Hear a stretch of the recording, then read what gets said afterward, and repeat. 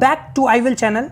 और हम लोग MPPCS का सेट वन ऑलरेडी देख चुके हैं, जिसमें हम लोग ऑलरेडी 50 क्वेश्चन कर चुके हैं। अब हम MPPSC के 2021 में iOS जो सवाल हैं वो देखेंगे, जो 51 से लेकर 100 तक होगा। ठीक है, तो चलिए शुरू करते हैं हमारा नया सेट। इसमें हम लोग वो सारे क्वेश्चंस भी देखेंगे जो थोड़े डाउटफुल हैं। ठीक है, जैसे कि 51 नंबर सवाल। 51 नंबर सवाल, Indian nationalism in the middle of 19th century was in embryonic stage, was an historian with the regard to the fact. यानी कि 19वीं शताब्दी के मध्य में भारतीय राष्ट्रवाद एक भ्रूणावस्था, मतलब यानी बहुत ही बहुत ही मतलब जिसको बोल सकते हैं ना स्टार्टिंग स्टेज। अगर वो स्टार्टिंग स्टेज बोलेंगे ना, अगर हम किसी चीज़ को स्टार्टिंग स्टेज बोलेंगे, भ्रूण व्यवस्था का मतलब होता है कि स्टार्टिंग स्टेज, एकदम स्टार्टिंग स्टेज। उसका अगर हम लोग देखेंगे तो 19वीं शताब्दी में मध्य में भारतीय राष्ट्रवाद की जो स्टार्टिंग स्टेज है वो किसने कहा था? वो कहा था डॉक्टर RC मजुमदार और डॉक्टर SN सेन ने। किसने कहा था? उनने कहा था डॉक्टर RC मजुमदार और डॉक्टर SN सेन ने कहा था। ठीक है, बात समझ में आई? चलिए आगे बढ़ते हैं। कौन है who was the correspondent of the newspaper Times published from London in 1857 wrote nobody in the North India look at white man car with friendly view? किसने लिखा था कि जो नॉर्थ इंडिया है ना, हमारी जो नॉर्थ इंडिया है, उसमें कोई भी जो व्हाइट मैन की जो कार है ना, व्हाइट मैन की कार मतलब ब्रिटिशर्स की कार को फ्रेंडली लुक से नहीं देखता है। ऐसा किसने लिखा था? देखिए हिंदी में बदल लेते हैं। 1857 के लंदन में प्रकाशित होने वाले समाचार पत्र टाइम्स से संवाददाता कौन थे जिन्होंने लिखा था उत्तरी भारत में गोरे आदमी की गाड़ी को कोई भी मित्रतापूर्ण दृष्टि से नहीं देखता? इसका आंसर क्या होगा? इसका आंसर होगा रसल। इसका आंसर होगा रसल, WH रसल। कौन है इसका आंसर? WH Russell. ठीक है, चलिए आगे बढ़ते हैं। Who speaks of India self reliant social system the rural system in India is a tiny Republic? किसने कहा था?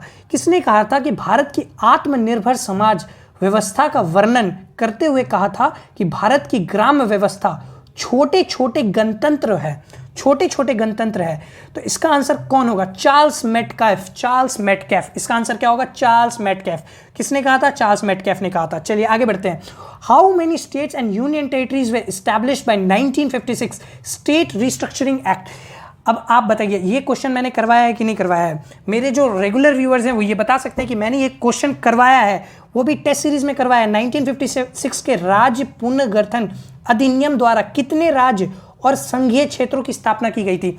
आपको अगर विश्वास नहीं हो रहा है तो पॉलिटी का जो टेस्ट चल रहा है उसमें आप जाके चेक कर लीजिएगा कि ये क्वेश्चन मैंने कराया है कि नहीं कराया। फैजल अली कमेटी के बारे में बताया था कि नहीं बताया था? जिन्होंने भी मेरे से पढ़ा है वो ये बता सकते हैं कि हाँ ये क्वेश्चन सर ने कराया है। तो इसका आंसर क्या हो जाएगा? ए। 14 राज्य और 6 संघीय क्षेत्र, मतलब 14 स्टेट और 6 यूनियन टेरिटरी की बात की गई है। तो इसका आंसर क्या हो जाएगा? इसका आंसर हो जाएगा ए। बात समझ में आई? चलिए 55 नंबर सवाल की तरफ बढ़ते हैं। When are the special rights and privacy enjoyed by the Indian princely state abolished? कब ऐसा हुआ था कि जब जो प्रिंसली स्टेट इंडिया में आए थे, उनके जो प्राइवेसीज थे ना, उनको कुछ पैसे मिलते थे कि आप इंडिया में जुड़े हो तो इसके कारण आप प्रिंस थे तो आपको कुछ पैसे मिलेंगे, ठीक है, कुछ रुपीस मिलेंगे। वो कब एबॉलिश हुआ था? बात ये है कि कब एबॉलिश हुआ था। ये एबॉलिश हुआ था 1971। इसका आंसर क्या हो जाएगा? 1971। ठीक है, हिंदी में देख लेते हैं। भारतीय रियासतों के शासकों के विशेष अधिकार और प्रिवी पर्स की समाप्ति कब हुई थी? तो 1971। 56 नंबर सवाल की तरफ बढ़ते हैं। 56 नंबर सवाल, किस संगठन ने व्योममित्र नाम के भारतीय रोबोट को विकसित किया है? किसने व्योममित्र बनाया? बहुत इजी सवाल, करंट अफेयर्स का सवाल, बहुत इजी सवाल। अगर आप ढंग से पढ़ रहे हो करंट अफेयर्स, डेली न्यूज़पेपर पढ़ते हो, द हिंदू पढ़ते हो, तो ये सवाल बच्चों वाला सवाल है। ठीक है, इसका आंसर बहुत इजी है, इसरो। इसका आंसर इसरो हो जाएगा। इंग्लिश में देख लेते हैं कि which organisation develop Indian robot named as Vyommitra? Answer क्या है? बी, इसरो। चलो आगे बढ़ते हैं। According to Gartner 4 phase maturity model can be arranged in sequence as?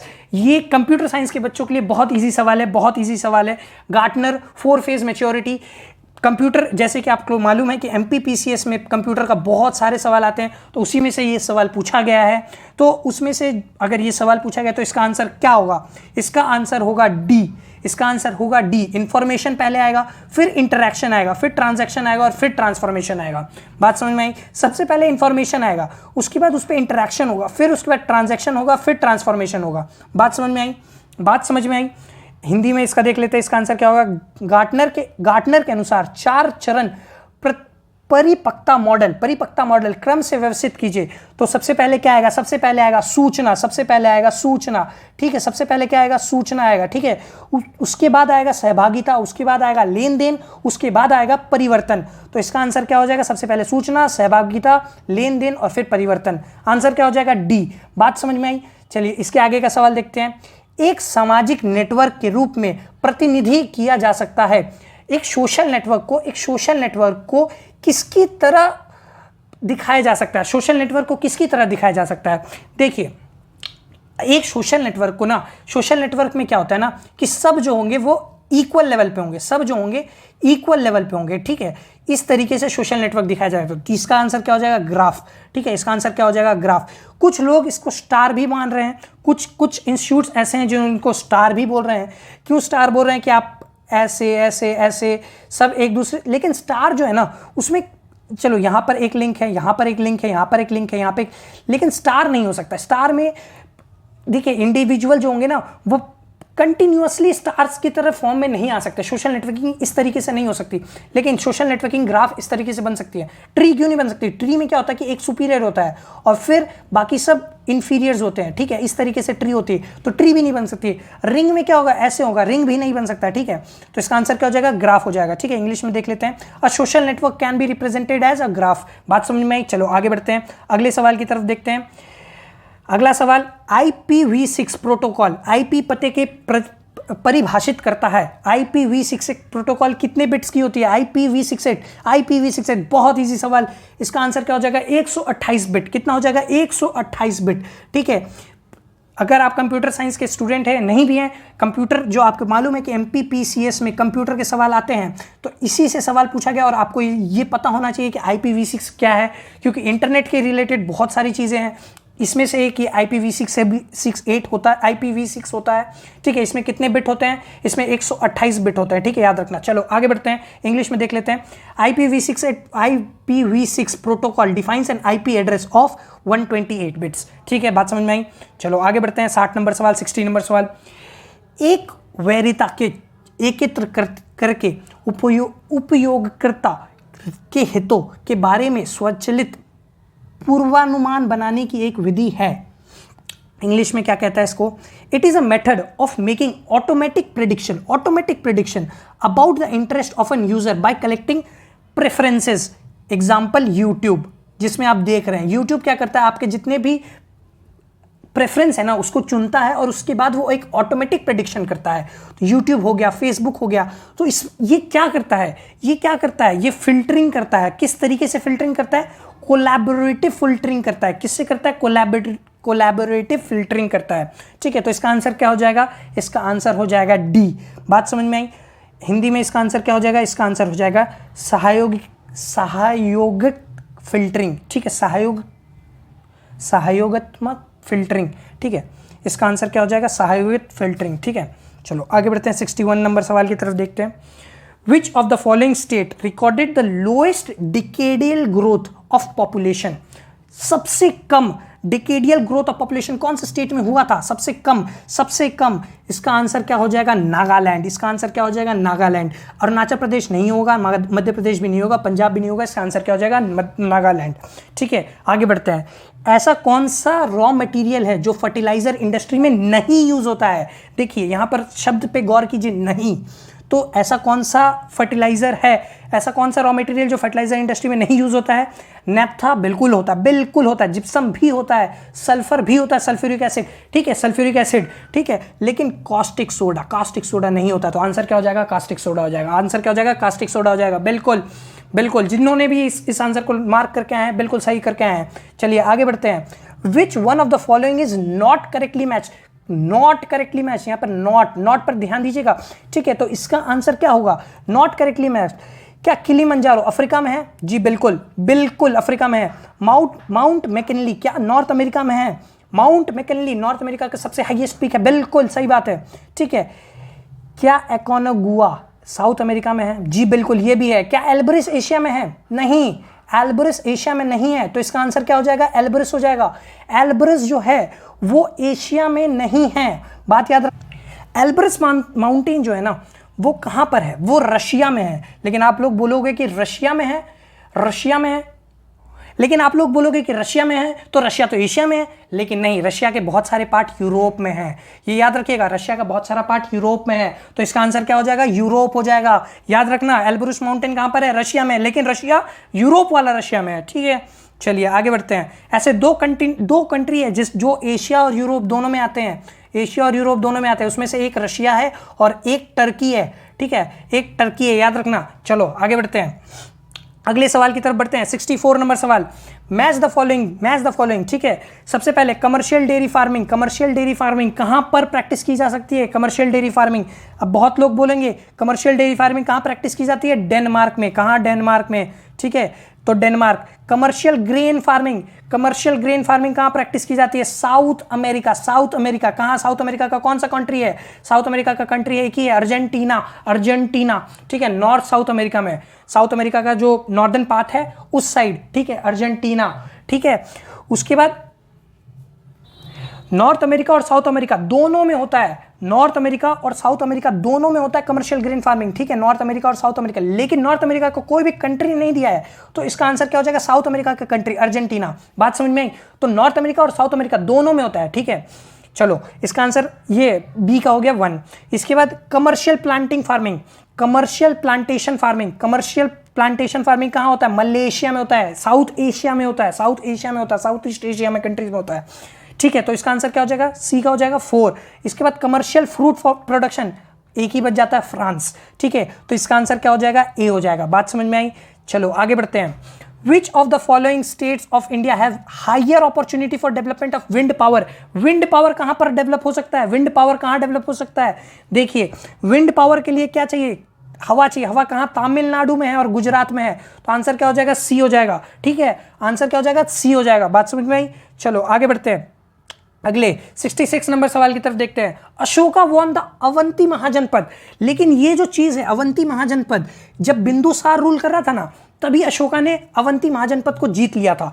लेकिन इसका साक्ष्य, इसका जो टेक्स्ट का रेफरेंस कहां से मिलता है? इसका टेक्स्ट का रेफरेंस मिलता है एक ए से, समंत पसिदिका ऑफ बुद्धघोष ने समंत पसिदिका लिखा था, उसी से मिलता है। तो 66 का क्या आंसर हो जाएगा? 66 का ए हो जाएगा। अर्थशास्त्र कौटिल्य से नहीं मिलता है, ठीक है, ना पाणिनि से मिलता है और ना पतंजलि से मिलता है, ठीक है, तो समंत पसिदिका और बुद्धघोष, ठीक है, याद रखना। चलो आगे बढ़ते हैं, अगला सवाल। अकॉर्डिंग टू छछनामा के according What was the capital of Indus country in the 6th and the 17th century?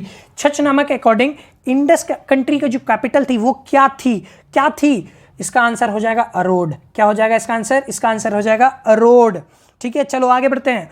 Who is the creator of Mughal text? Maasir e Alamgiri का मुगल टेक्स्ट के क्रिएटर कौन है मासिर ए आलमगिरी का क्रिएटर? इसका आंसर हो जाएगा सकी मुस्तैद खान, ठीक है। इस बार हिस्ट्री के क्वेश्चन रिलेटिवली वेरी हार्ड आए हैं। क्या है? Very hard, relatively very hard, ठीक है। इस टाइप का सवाल आपको यूपीएससी में भी नहीं मिलेगा, ठीक है, बहुत ज़्यादा अंदर घुस के पूछा है, ठीक है।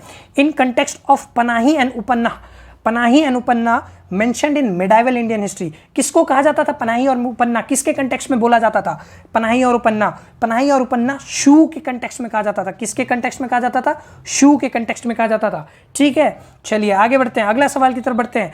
आदि ब्रह्मो समाज किसने फाउंड किया था? देखिए, अगर आप अदर इंस्टीट्यूट्स की बात करोगे ना तो मैं आपसे हाथ जोड़ के कहता हूं कि आपका आंसर गलत हो जाएगा, क्योंकि बहुत सारे इंस्टीट्यूट क्या पढ़ा रहे हैं कि आदि ब्रह्मो समाज का जो संस्थापक है वो है कौन? देवेंद्रनाथ टैगोर। कुछ लोग बोल रहे हैं राजा राम मोहन रॉय, लेकिन इसका सही उत्तर क्या होगा? इसका सही उत्तर होगा देवेंद्रनाथ टैगोर। आदि ब्रह्मो समाज का जब हम लोग बात करते हैं तो देवेंद्रनाथ टैगोर की बात करते हैं। क्यों? ब्रह्मो समाज जो था ना वो स्प्लिट हो गया था, ठीक है। एक केशव चंद्र सेन का ब्रह्मो समाज बन गया था, और एक देवेंद्र नाथ टैगोर का ब्रह्मो समाज बन गया था, ठीक है। फिर केशव चंद्र सेन के बाद भी वहां पर भी जो केशव चंद्र सेन का ब्रह्मो समाज था उसको क्या कहा जाता था? ब्रह्मो समाज ऑफ इंडिया कहा जाता था। क्या कहा जाता था? ब्रह्मो समाज ऑफ इंडिया, ठीक है। इसी और ये जो देवेंद्र नाथ टैगोर के ब्रह्मो समाज था उसको कहा जाता था आदि ब्रह्मो समाज, ठीक है। चलो आगे बढ़ते हैं, इसके अगला सवाल की तरफ बढ़ते हैं। 71 नंबर, अगला सवाल की तरफ देखते हैं। अगला सवाल क्या है? अगला सवाल 71 नंबर सवाल। 71 नंबर सवाल, in which year the last election of Indian legislature under the Government of India Act 1919 was held? देखिए ये सवाल थोड़ा सा डाउट में है। ये सवाल थोड़ा सा डाउट इसलिए है क्योंकि यहाँ पर 1919 पूछा है। देखो 99% तो मेरे हिसाब से इसका आंसर जो होगा वो होगा 1945, ठीक है, 99%। लेकिन इसी समय में एक और एक्ट आया था 1919 के बाद, एक और एक्ट आया था गवर्नमेंट ऑफ इंडिया एक्ट 1935, ठीक है, गवर्नमेंट ऑफ इंडिया एक्ट 1935।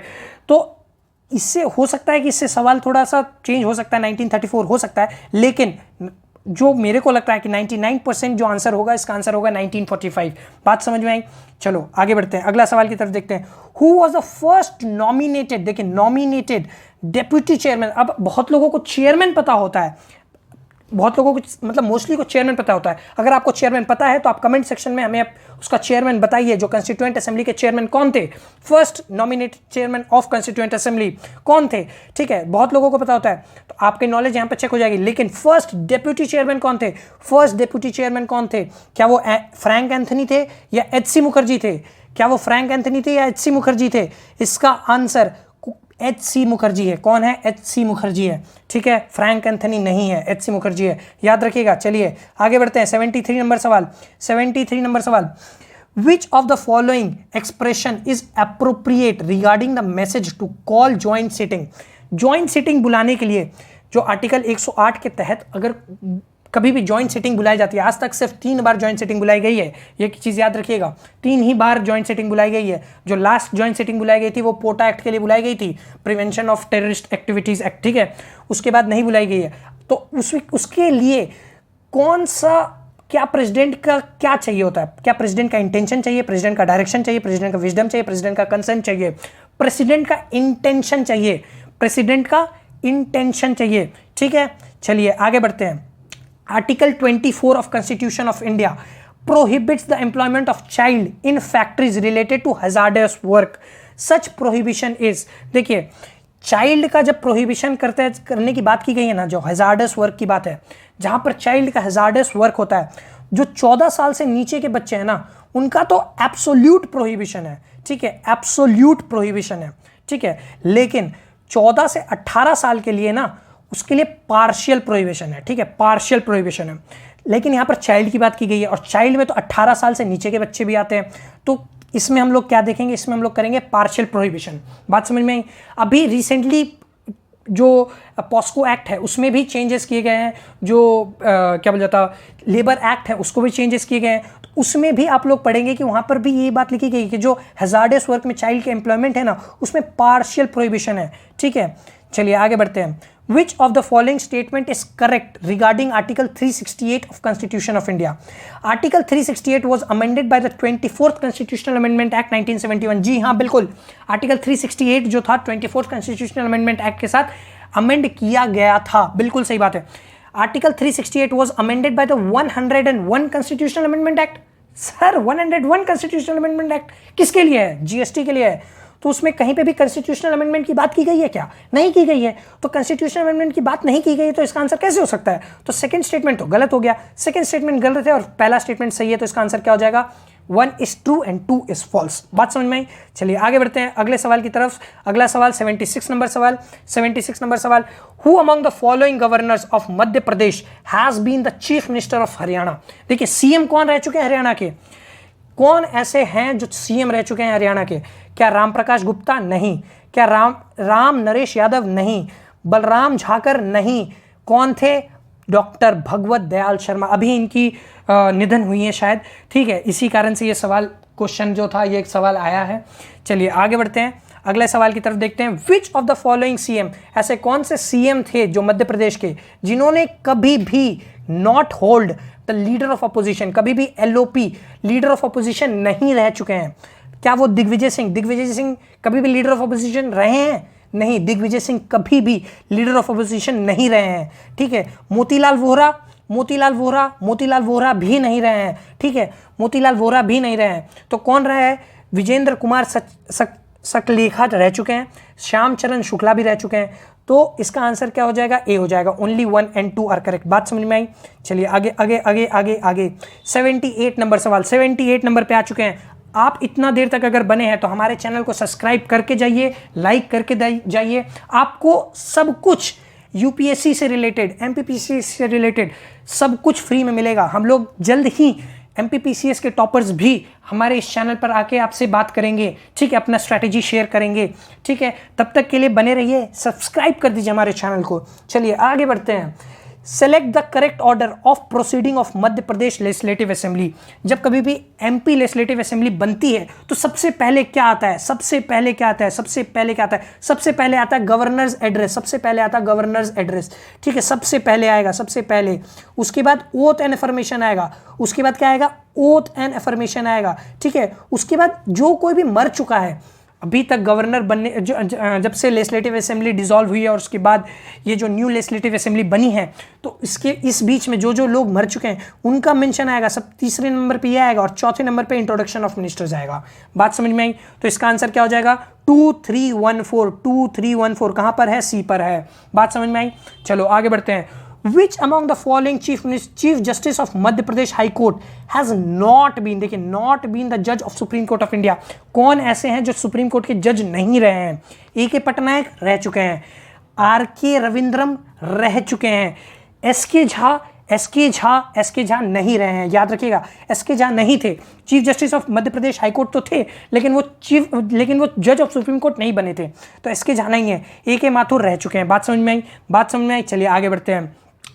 अब अगला सवाल, the provision of reservation of seats for scheduled tribes in municipality in Madhya Pradesh has been made under which of the articles of constitution of India? अब ऐसे कौन से constitution के आर्टिकल्स थे जिसके कारण एसटी को म्यूनिसिपैलिटी में रिजर्वेशन मिली है? ऐसी कौन से क्या बोल जाता, कॉन्स्टिट्यूशन के कौन से आर्टिकल से हुआ है? कॉन्स्टिट्यूशन के कौन से आर्टिकल से हुआ है? तो इसका आंसर क्या हो जाएगा? ए हो जाएगा। क्या हो जाएगा? इसका आंसर हो जाएगा ए। 243 का टी पार्ट 1, ठीक है। बात समझ में आई? चलिए आगे बढ़ते हैं अगला सवाल की तरफ। 81 what percentage of total forest area of Madhya Pradesh teak tree is found? तो कितना है? अराउंड 19%, 19 पॉइंट कुछ है, तो अराउंड 20% लिखेंगे। इसका आंसर क्या हो जाएगा? इसका आंसर हो जाएगा बी, ठीक है। चलो आगे बढ़ते हैं। बेतवा रिवर, बहुत इजी सवाल एमपी के बच्चों के लिए। तो ये पानी का सवाल है, बच्चों वाला सवाल। 82 का क्या हो जाएगा? बेतवा रिवर कहाँ से ओरिजिनेट होती है? सतपुरा हिल से ओरिजिनेट होती है, चलिए बहुत इजी सवाल। आगे बढ़ते हैं। 83 in which part of Madhya Pradesh annual variation in temperature is maximum? Annual, देखिए ये मध्य प्रदेश का अगर हम लोग ऐसे कुछ मैप बनाते हैं, ठीक है, इस तरीके से अगर हम मैप बनाते हैं तो सबसे ज़्यादा कहाँ पर होता है? सबसे ज़्यादा होता है यहाँ पर, भोपाल, मुरैना, ये सब जितने भी स्टेट हैं यहाँ पर। तो इसका क्या हो जाएगा? नॉर्दर्न पार्ट होगा, नॉर्दर्न पार्ट, ठीक है। Average temperature increases in summer in Madhya Pradesh कहाँ से इंक्रीज होता है? कैसे इंक्रीज होता है? एवरेज टेम्परेचर कैसे इंक्रीज होता है? एवरेज टेम्परेचर होता है साउथ टू नॉर्थ, ठीक है, साउथ टू नॉर्थ। साउथ में सबसे कम, नॉर्थ में सबसे ज़्यादा। साउथ में सबसे कम, लोएस्ट, यहाँ हाईएस्ट, ठीक है। चलिए आगे बढ़ते हैं। 85 नंबर सवाल। नॉन मेटेलिक मिनरल कौन है? मार्बल है। मार्बल नॉन मेटेलिक मिनरल होता है, ठीक है। बात याद रखना, नॉन मेटेलिक मिनरल कौन सा है? मार्बल है, ठीक है। How many pairs of cranial nerves in humans? Cranial nerves के कितने पेयर्स होते हैं ह्यूमंस में? क्रैनिकल नर्व्स के कितने होते हैं? 12 पेयर्स होते हैं, 12 पेयर्स। तो इसका आंसर क्या हो जाएगा? बी हो जाएगा, ठीक है, बी हो जाएगा, ठीक है। आगे बढ़ते हैं। पिरामिड ऑफ एनर्जी, बहुत इजी सवाल। हमेशा अपराइट होता है, हमेशा, ऑलवेज अपराइट। हमेशा अपराइट का मतलब होता है ऐसे हमेशा होता है। पिरामिड ऑफ एनर्जी इस टाइप से बनता है, ठीक है, याद रखिएगा, ठीक है, always upright. MSG monosodium glutamate, ठीक है, ये एक फूड में ऐड किया जाता है। वो क्या है? फूड में ऐड किया जाता है, वो क्या है? फ्लेवर है। MSG फ्लेवर होता है, MSG का एक फ्लेवर होता है, ठीक है। हम लोग चाइनीज फूड में ऐड करते हैं, ठीक है, तो ये क्या हो जाएगा? फ्लेवर एनहांसर हो जाएगा। मैगी भी जब बैन हुई थी तो वो MSG के कारण ही बैन हुई थी, उसमें लेड का कंटेंट ज़्यादा पाया गया था, MSG का कंटेंट ज़्यादा पाया गया था, बात समझिएगा। ठीक है, चलिए आगे बढ़ते हैं। अगला सवाल देखिए, डिजास्टर मैनेजमेंट एक्ट कब बना था? डिजास्टर मैनेजमेंट एक्ट बहुत ईजी सवाल, क्यों आया है? क्योंकि कोविड चल रहा है, कोविड में डिजास्टर मैनेजमेंट एक्ट बहुत जगह लागू किया गया है। तो कौन से ईयर में आया है? कौन से ईयर में आया? 2005 में आया। कौन से ईयर में आया? 2005 में आया। बहुत ईजी सवाल, चलिए आगे बढ़ते हैं। Which of the following diseases is related to corona virus? अब ऐसे कौन से वायरस है जो कोविड से रिलेटेड है? सार्स भी रिलेटेड है, कोविड-19 रिलेटेड है, मर्स भी रिलेटेड है। तो इसका आंसर क्या हो जाएगा? डी हो जाएगा। 90 का क्या हो जाएगा? डी हो जाएगा। ठीक है, चलिए आगे बढ़ते हैं। Which is not a secondary memory? एक होता है प्राइमरी मेमोरी, एक होता है सेकेंडरी मेमोरी। अब इसमें से कौन सा ऐसा टाइप है जो सेकेंडरी मेमोरी के टाइप नहीं है? ठीक है, तो इसका आप खुद देखिए। क्या सॉलिड स्टेट ड्राइव एक सेकेंडरी मेमोरी का टाइप है? जी बिल्कुल है। हार्ड डिस्क है। क्या रैम है? नहीं है, रैम नहीं है। तो इसका आंसर क्या हो जाएगा? सी हो जाएगा। ठीक है, इसका आंसर क्या हो जाएगा? सी हो जाएगा।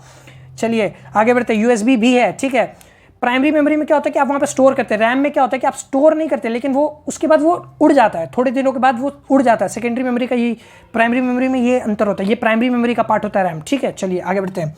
XML किसके लिए स्टैंड अप करता है? XML किसके लिए स्टैंड अप करता है? XML स्टैंड अप करता है extensible markup language. Extensible markup language. तो आंसर क्या हो जाएगा? बी हो जाएगा। बहुत बहुत बहुत इजी सवाल। चलिए आगे बढ़ते हैं, अगला देखते हैं। Microwaves are electromagnetic waves having frequency in the range of. Microwaves का कितना, कौन सा इलेक्ट्रोमैग्नेटिक वेव्स का कितना फ्रीक्वेंसी होता है? क्या फ्रीक्वेंसी होता है? क्या फ्रीक्वेंसी होता है? बहुत इजी सवाल। इसका आंसर क्या हो जाएगा? 1 गीगाहर्ट्ज से लेके 300 गीगाहर्ट्ज तक। ठीक है, गीगाहर्ट्ज तक। ठीक है, बात समझ में आई? बात समझ में आई? ब्लोफिश देखिए, ब्लोफिश एक किस टाइप का एल्गोरिदम है? ब्लोफिश किस टाइप का एल्गोरिदम है? एक सिमेट्रिकल इंक्रिप्टेड एल्गोरिदम है, सिमेट्रिकल इंक्रिप्शन एल्गोरिदम है। ठीक है, बात समझ में आई? बात समझ में आई? बात समझ में आई? चलो आगे बढ़ते हैं। पूमा वो जूते वाला पूमा नहीं है यहाँ पर। ठीक है, ये कंप्यूटर लैंग्वेजेस वाला पूमा है। तो पूमा किसके लिए, जो रोबोटिक्स में पूमा यूज होता है वो किसके लिए यूज होता है? किसके लिए यूज होता है? Programmable universal machine for assembly. Programmable universal machine for assembly. तो आंसर क्या हो जाएगा? सी हो जाएगा। ठीक है, इसके बाद according to 2011 census which Madhya Pradesh district has the highest sex ratio? ऐसा एक मध्य प्रदेश का डिस्ट्रिक्ट है जिसमें 121/1000 का सेक्स रेशियो है।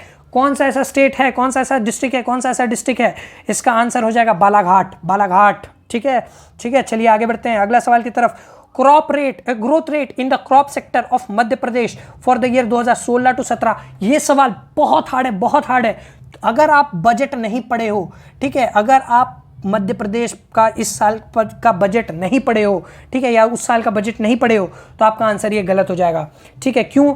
क्योंकि पहले जो था वो था 28%, अब जो बढ़ के हो गया है वो हो गया 34.14%। तो इसका आंसर क्या हो जाएगा? 34.14%। ठीक है, चलिए आगे बढ़ते हैं। Which of the following minerals is only found in Madhya Pradesh? ऐसा कौन सा मिनरल है जो ओनली फाउंड इन मध्य प्रदेश? ये पहले भी सवाल आ चुका है। पन्ना में कौन सा मिनरल पाया जाता है? डायमंड पाया जाता है। ठीक है, चलिए आगे बढ़ते हैं। In which city Madhya Pradesh tribal museum is situated? Madhya Pradesh का ट्राइबल म्यूजियम कौन से सिटी में सिचुएटेड है? वो है कोई और सिटी नहीं, मध्य प्रदेश का कैपिटल यानी भोपाल में सिचुएटेड है। आकांक्षा स्कीम किस चीज से रिलेटेड है? देखिए 100 नंबर सवाल। आकांक्षा स्कीम किसके लिए रिलेटेड है? जो भी एसटी के जो स्टूडेंट्स हैं ना, जो कंपटीशन की तैयारी कर रहे हैं, उनको कोचिंग देने की बात ही है। ठीक है, वो कोचिंग देने की बात की गई है। ये coaching for scheduled tribe students for competition exams. ठीक है, बात समझ में आई? तो चलिए हम लोगों ने यहाँ पर MPPCS का सेट 1 का सेट ए का हम लोगों ने 100 क्वेश्चन पूरा का पूरा कर लिया है। ठीक है, अगर आपको ये वीडियो अच्छी लगी हो तो हमारे चैनल को सब्सक्राइब कीजिए, क्योंकि हम लोग मेन स्पेसिफिक, प्री स्पेसिफिक सब कुछ कराते हैं। ठीक है, आप बस इस चैनल पर बने रहिए, अपना प्यार देते रहिए। ठीक है, आपने अगर अभी तक चैनल को सब्सक्राइब नहीं किया तो जाके चैनल को सब्सक्राइब कर दीजिए। इसी नोट पर मैं आपसे अलविदा लेता हूं। थैंक यू, बनते रहिए, अच्छे से और पढ़िए। ठीक है, बस इस बार कोई ना कोई कंपटीशन निकालना है। चलिए इसी नोट पर थैंक यू, बाय।